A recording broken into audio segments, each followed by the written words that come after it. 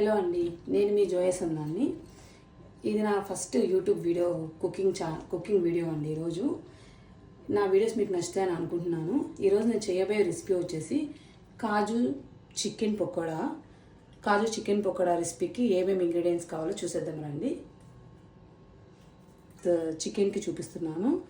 ఈ 2 kgs చికెన్కి బాగా వాష్ చేసుకొని పక్కన పెట్టుకున్నాను. 2 kgs చికెన్కి ఒక 3-4 స్పూన్స్ వచ్చేసి జింజర్ గార్లిక్ పేస్ట్. ఓకేనా. మనకి మెయిన్ కావాల్సింది కాజు అండి. 1 కప్ వరకు నేను కాజు తీసుకున్నాను.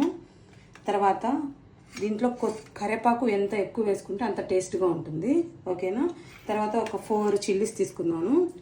తర్వాత వచ్చేసి సాల్ట్, చిల్లీ పౌడర్ అండి. తర్వాత వచ్చేసి ఇది గరం మసాలా, మిరియాల పౌడరు.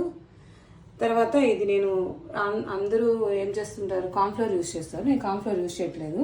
నాకు కార్న్ఫ్లోర్ బదులు నాకు రైస్ ఫ్లోర్ అంటేనే బాగా నచ్చుతుందండి. రైస్ ఫ్లోర్ వేసి చూడండి ఒకసారి. మీకు చికెన్ పకోడా అనేది చాలా క్రిస్పీగా, చాలా క్రంచీగా బాగుంటుంది. పిల్లలు చాలా ఎక్కువ ఇష్టపడతారు. ఓకే. సాల్ట్, చిల్లీ పౌడర్ వేసుకున్నాం కదండి. నెక్స్ట్ వచ్చేసి గరం మసాలా, పెప్పర్ పౌడర్ అండి. ఇది వేసుకున్న తర్వాత కొంచెం ఒక 2 స్పూన్స్ వరకు రైస్ ఫ్లోర్ ఈ మొత్తం వేసేసుకొని బాగా మిక్స్ చేసుకోవాలి. ఇది మిక్స్ చేసుకున్న తర్వాత దీన్ని కనీసం ఒక 1 అవర్ వరకు అయినా ఫ్రిడ్జ్లో పెట్టాలండి. 1 అవర్ తర్వాతనే ఇది బాగా మ్యారినేట్ అవుతుంది. మ్యారినేట్ అయిన తర్వాత చికెన్ పకోడా అనేది ఎలా వేయాలో నేను మీకు చూపిస్తాను. ఓకేనా. ఇలా మిక్స్ చేసుకున్న చికెన్లో అండి కొంచెం పసుపు, కొంచెం నిమ్మరసం ఇది కూడా వేసుకొనేసి బాగా మిక్స్ చేసుకోవాలి. నేను దీంట్లో ఎటువంటి కలర్స్ యూజ్ చేయట్లేదండి. ఎందుకంటే కలర్స్ వాడడం అంత మంచిది కాదు. అందుకోసమని నేను న్యాచురల్గానే చేస్తున్నాను. ఓకేనా. ఇది 1 అవర్ తర్వాత మీకు నేను చికెన్ పకోడా వేసి చూపిస్తాను. ఓకే అండి. ఇందాక మ్యారినేట్ చేసిన చికెన్ చూడండి ఎంత బాగా మ్యారినేట్ అయిందో. ఈ చికెన్లో ఒక 2 ఎగ్స్ వేయాలండి. ఫస్ట్ ఎగ్స్ వేసారనుకోండి మీకు కొంచెం ఆ ఎగ్ స్మెల్ అట్లా వస్తుంటుంది. అందుకని ఇట్లా మ్యారినేట్ అయిన తర్వాత వేసారనుకోండి కొంచెం చాలా బాగా వస్తుంది.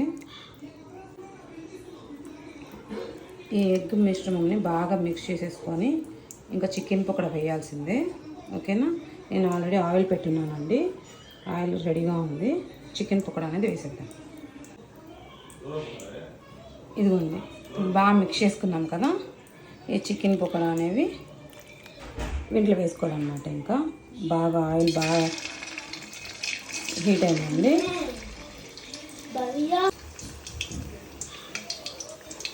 ఈ చికెన్ పకోడా మొత్తము బాగా డీప్ ఫ్రై చేసేసుకోవాలి. గోల్డెన్ బాగా ఫ్రై చేసుకోవాలండి. ఓకేనా.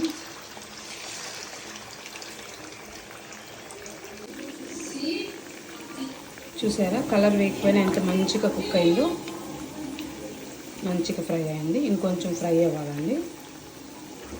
ఇంకొక 5 minutes పెడతాము. ఓకే అండి. ఇంకా తీసేసుకుందాము. చూసారా ఎంత మంచిగా ఫ్రై అయ్యాయో. ఇంకా మిగతా చికెన్ కూడా ఇలానే ఫ్రై చేసుకొని పక్కన పెట్టుకోవాలి. టేస్టీ అయిన చికెన్ పకోడా రెడీ. ఇంకో వీడియోతో మళ్ళీ కలుద్దాం.